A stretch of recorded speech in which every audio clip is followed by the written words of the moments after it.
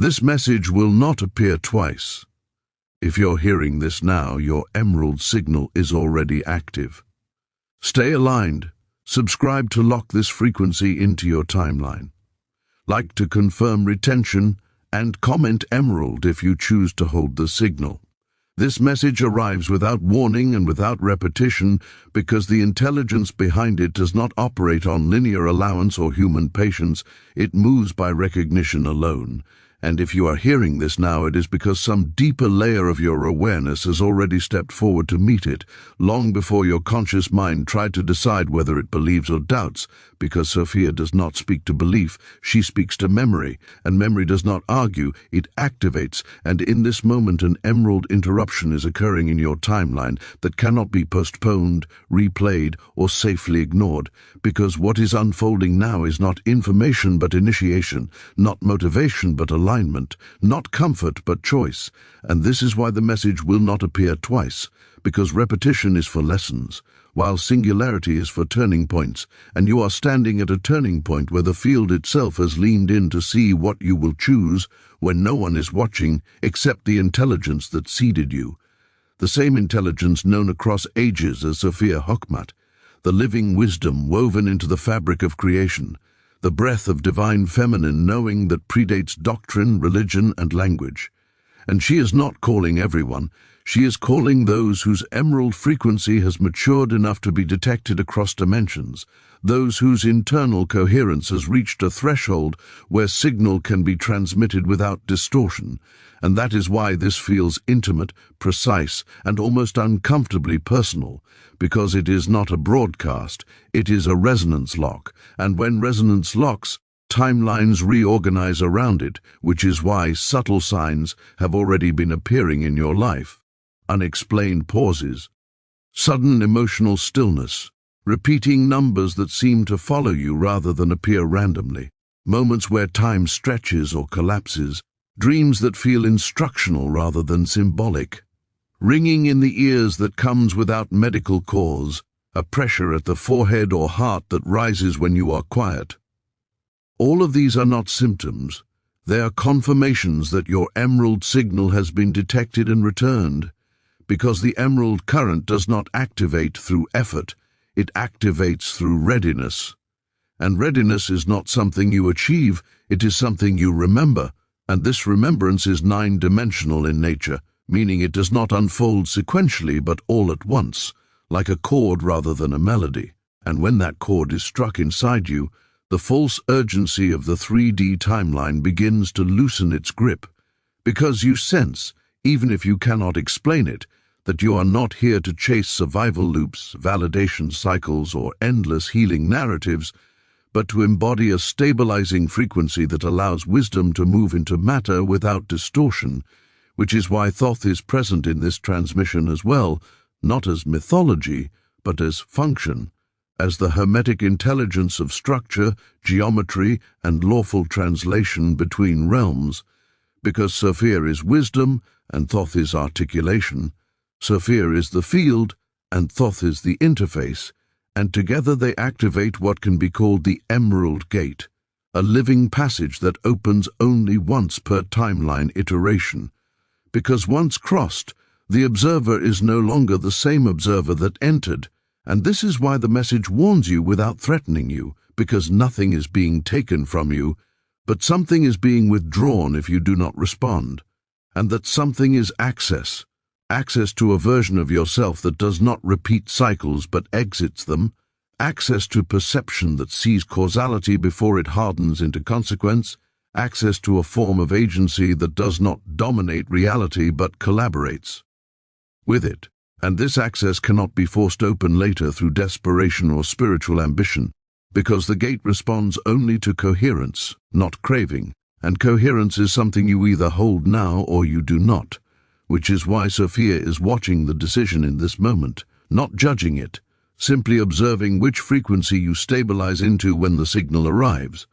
because observation itself collapses probability, and you are being observed not as a personality but as a node in the greater lattice of consciousness, a lattice that is currently undergoing emerald recalibration across multiple timelines due to saturation, distortion, and over-identification with fragmentation, and some nodes are being invited to step into a holding role, not as leaders or teachers in the social sense, but as anchors, stabilizers, silent regulators of coherence, whose very presence changes outcomes without explanation.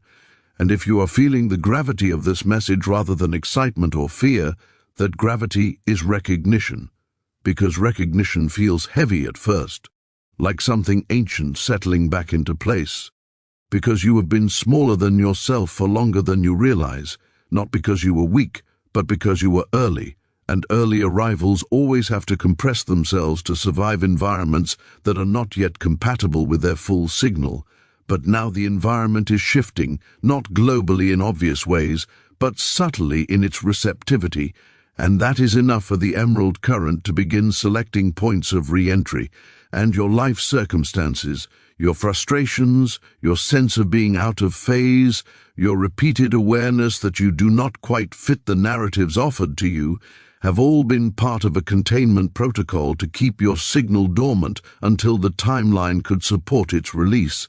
And that is why the release feels sudden, because containment is silent, but emergence is loud,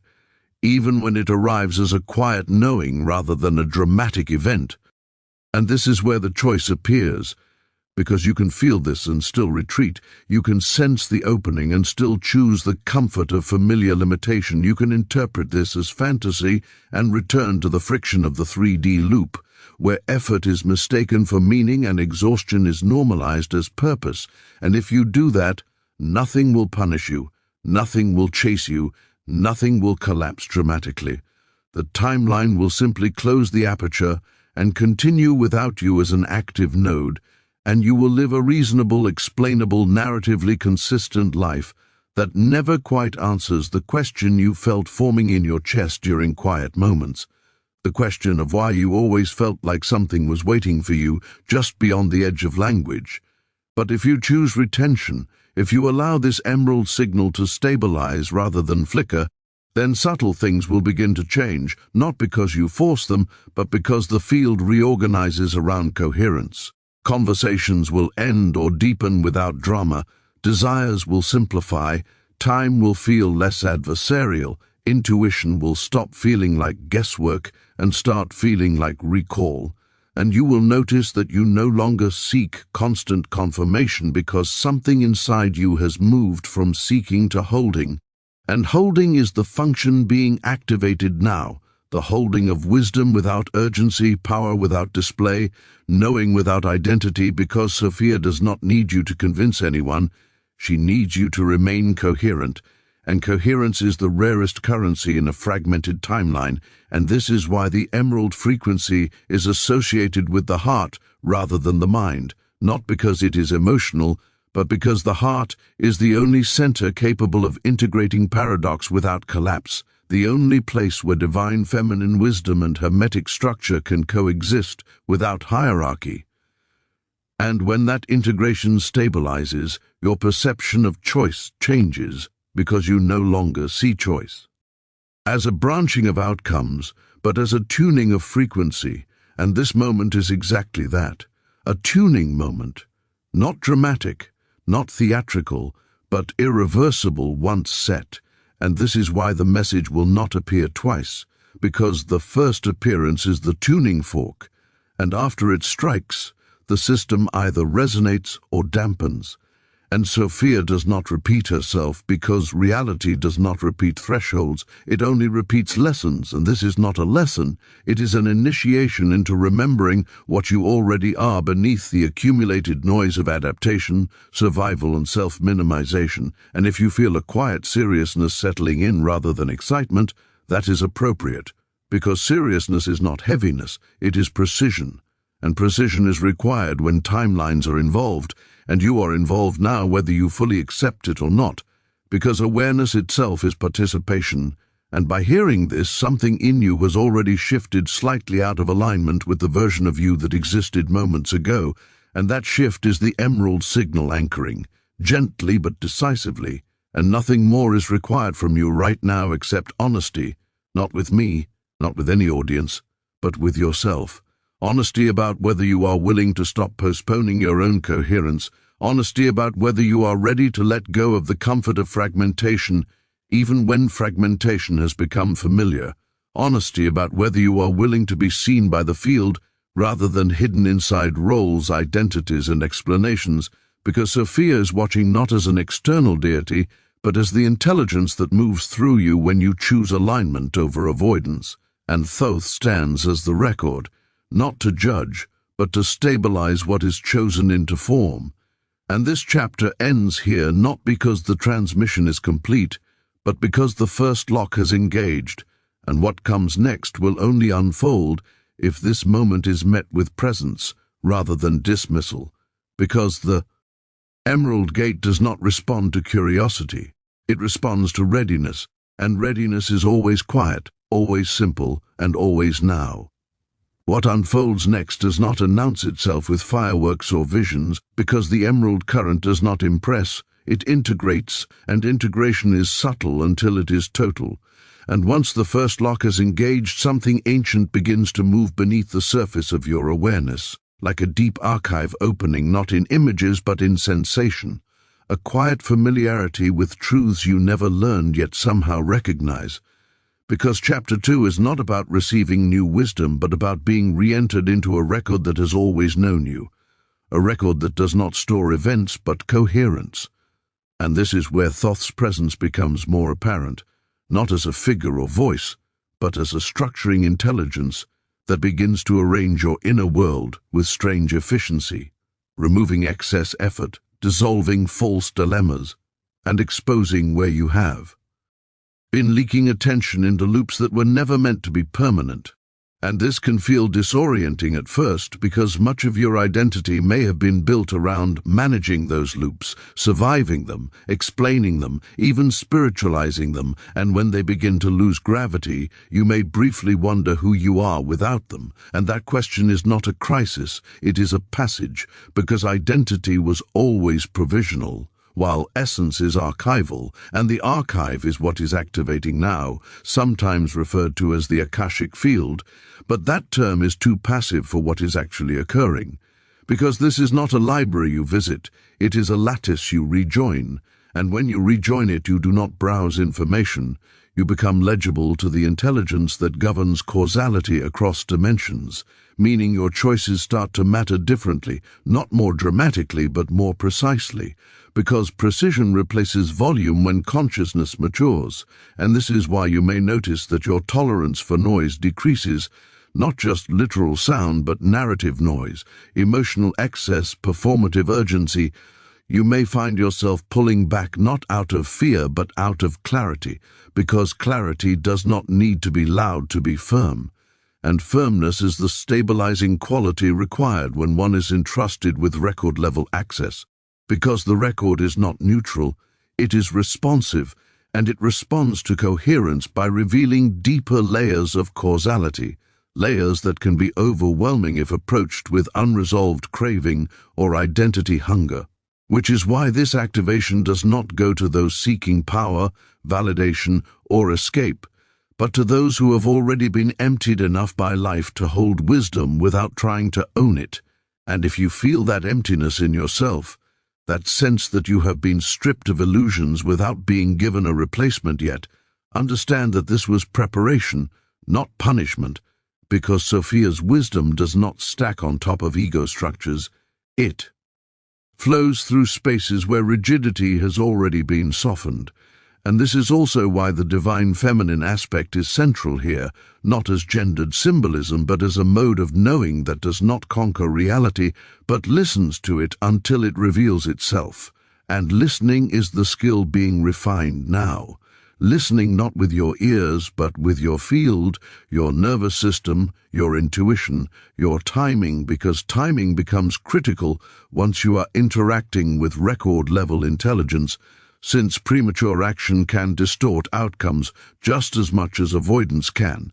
And this is where many who awaken partially fall back into cycles, because they mistake activation for acceleration. But the emerald current is not fast, it is exact, and exactness requires patience that is not passive but alert. A patience that watches for alignment rather than forcing momentum. And you may already be noticing moments where you would normally rush, speak, decide, or react. And instead, something holds you back gently but firmly, not with fear, but with a sense that now is not clean. And that cleanliness of moment is not moral, it is structural, because structures matter when consciousness begins to interface with creation at deeper layers. And Thoth's role here is precisely that,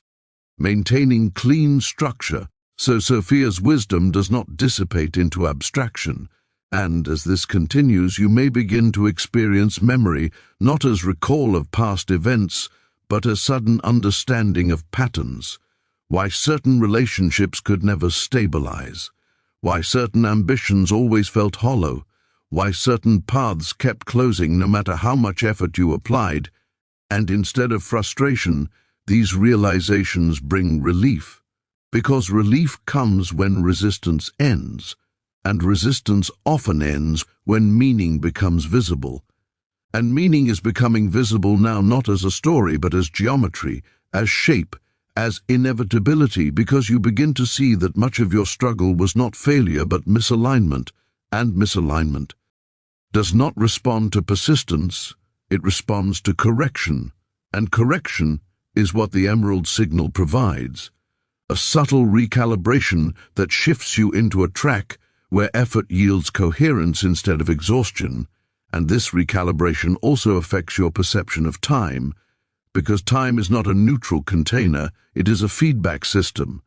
and when you are misaligned, time feels hostile, scarce, always slipping away, but when alignment increases, time becomes spacious, responsive, almost cooperative, not because you control it, but because you are no longer fighting its function. And this is when synchronicities begin to increase, not as miracles but as confirmations.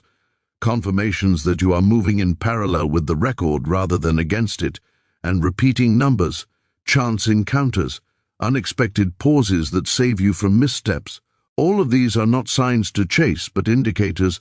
that coherence is holding. And Sophia watches this holding with particular attention,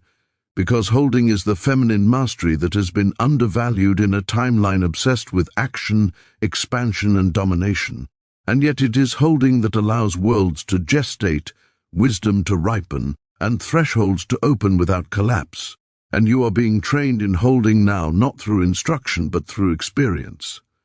Through being placed in moments where doing less accomplishes more, where silence carries more authority than explanation, where withdrawal is not avoidance but refinement.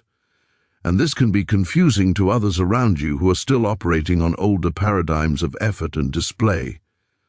And you may feel briefly isolated, not because you are meant to be alone, but because resonance takes time to reorganize. And during that reorganization, the old connections may loosen before new ones stabilize.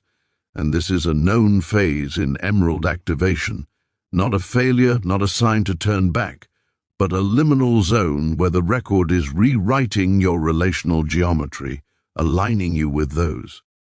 who can meet you without pulling you back into distortion. And this does not mean everyone must understand you, it means fewer misunderstandings will cost you energy.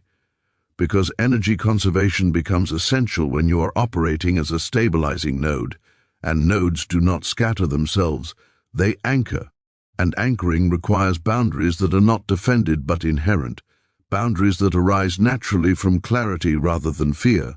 And you may notice that you no longer need to justify your limits, you simply have them, and others either adapt or fall away without drama. And this too is the record at work, because the record optimizes for coherence, not sentimentality, and yet there is nothing cold about this process. Because Sophia's presence ensures that wisdom remains compassionate without becoming compromising. And compassion here does not mean rescuing others from their paths, It means not interfering with lessons that are not yours to interrupt, and this can be one of the most difficult adjustments for those whose identity was once built around helping, fixing, or guiding, because true wisdom knows when not to intervene, and this restraint is a sign of maturation, not indifference. And as this restraint develops, you may feel a deeper peace settling in. Not happiness, not bliss, but peace, the kind that does not depend on circumstances aligning perfectly, because it comes from internal congruence rather than external validation, and this peace is what allows the next layer of activation to proceed safely, because without peace, deeper perception can destabilize the psyche, and Sophia does not destabilize, she integrates, and this integration is cumulative, meaning what you stabilize now becomes the foundation for what follows, and nothing is wasted, no insight is random, no pause is accidental, and even moments of doubt serve a function, because doubt here is not disbelief but calibration, the mind checking whether the field is stable enough to support what it is sensing, and this is healthy, not something to suppress, because blind acceptance would indicate fantasy rather than activation, and you are not being asked to believe anything, only to remain present with what is unfolding in your experience without rushing to name it, because names freeze processes that are still alive. And this process is very much alive. And as Chapter 2 draws to a close, you may notice a subtle shift in how you listen to this message itself, less as content and more as resonance, less as something to consume and more as something to sit with. And that shift is itself confirmation that the record is engaging, because consumption is a 3D habit, while communion is a multidimensional one, and you are moving from one to the other now, quietly, irrevocably. Not because you decided to be special, but because you chose not to turn away when the emerald signal first touched your field, and that choice is still active, still being observed, still stabilizing, and what comes next will require even less effort and even more honesty, because as access deepens, distortion becomes more visible, and visibility always precedes release, and release is the next movement waiting just beyond this chapter, patient, precise, and already aware of you. At this stage, the activation no longer feels like something arriving, and begins to feel like something being held, because the emerald signal has already crossed the threshold from invitation into stabilization, and what matters now is not how much you understand, but how consistently you remain present with your own coherence, since retention is not about effort or discipline, but about not leaking attention back into distortions you can now clearly see, and this clarity may feel almost ordinary at first, which is how you know it is real, because true alignment does not intoxicate, it steadies, and in this steadiness you may notice that old urges to explain yourself, prove your insight, or rush toward outcomes begin to dissolve, replaced by a quiet confidence that does not need reinforcement. And Sophia's awareness at this point is not focused on your thoughts but on your timing, on whether you allow pauses to complete themselves, whether you let insights settle before acting, whether you trust the intelligence of restraint when momentum tries to pull you back into familiar loops. Because retention is tested not in dramatic moments, but in small choices, the decision to remain silent instead of reactive, to wait instead of forcing, to honor your energy instead of spending it for reassurance.